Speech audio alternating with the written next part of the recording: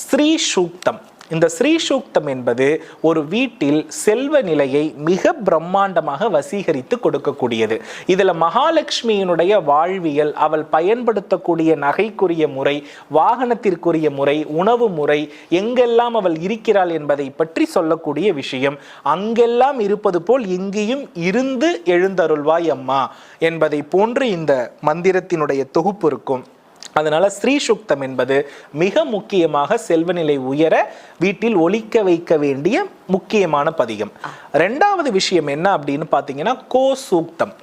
இந்த இடத்துல மனிதன் எப்படி 10 மாதம் கருவை சுமந்து பால் கொடுத்து கர்மா பந்தத்தில் இருக்கிறாரோ அதே தன்மையை ஒத்த ஒரு இறைவனுக்கு ஒப்பான ஜீவராசினா அது கோமாதா மட்டும்தான்.